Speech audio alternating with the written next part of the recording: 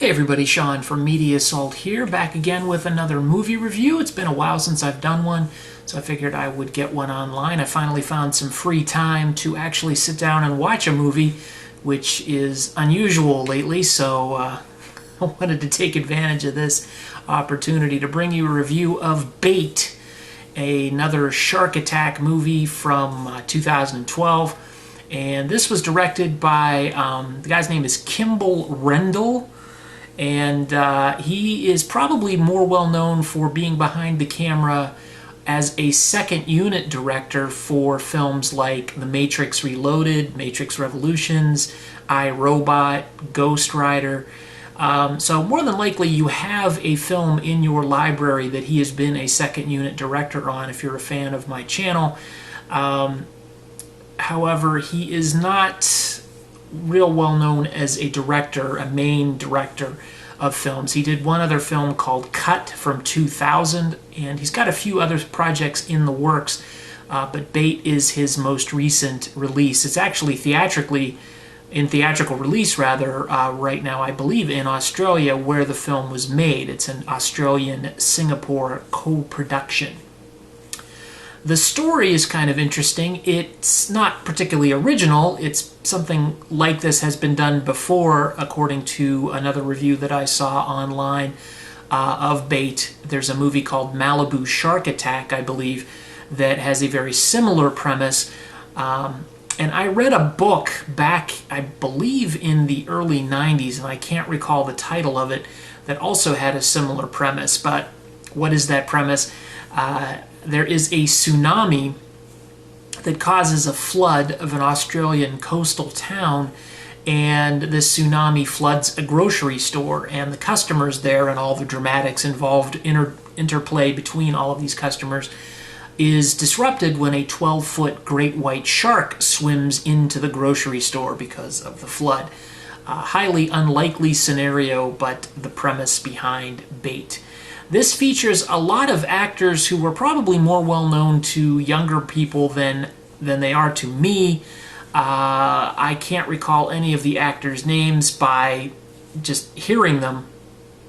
I do know Jamie McMahon, or Julian McMahon, I'm sorry, is from Nip Tuck, and I recognized him by his face, but I didn't know what he was from because I really never watched Nip Tuck.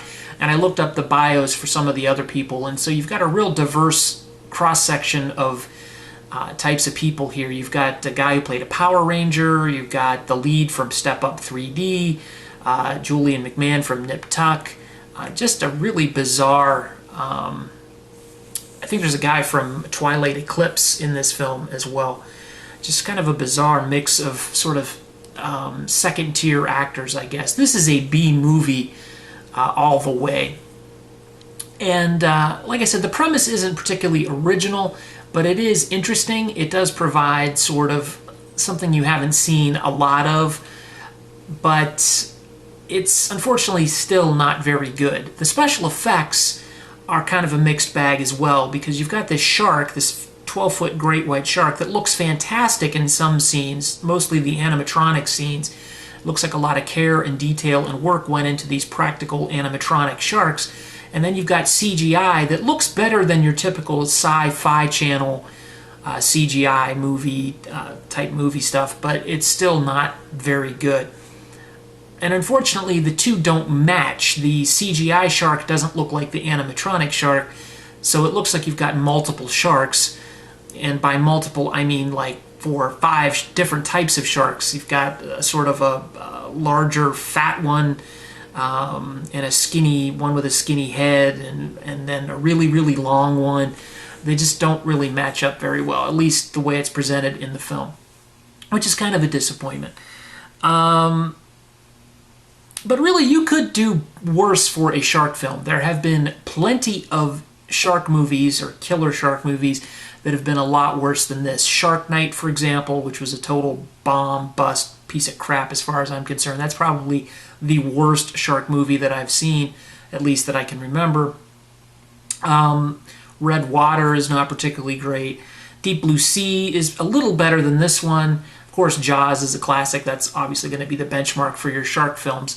This doesn't come anywhere near Jaws, but it's probably better than Jaws 3 or Jaws The Revenge. So it's worth seeing if you like shark movies. Don't get your hopes up too much. But, you know, take a chance on it. Give it a rental. Definitely don't buy it. I rented it. That's why I'm not holding it up. Actually, I rented it off of Vudu, the Vudu service off of the Xbox 360, and watched it on there. And that's all I really have to say about it. If I was going to rate it, I would give it a 5.5 out of 10. That's probably more generous than I should be, because that's an above average rating. But I got to give it props for doing something a little interesting with the genre. And, you know, we want to encourage that at least. It's a lot better than Jersey Shore Shark Attack, but not quite as good as, say, Jaws 2. So there you go. Thank you very much for watching. As always, feel free to rate, comment, and subscribe to the channel if you haven't done so already. And if you're watching this before September 30th, you still have a couple of days to enter my 1,250 subscribers giveaway, in which I am giving a copy of Jaws, the Jaws Blu-ray Digibook away, as well as a copy of Firefly, the complete series, and Serenity, the Firefly movie. So check out that video for the rules and get your entry in. Video responses only by midnight Eastern Standard Time on September 30th. Drawing will be on October 1st. So thanks again for watching, everybody. Take it easy.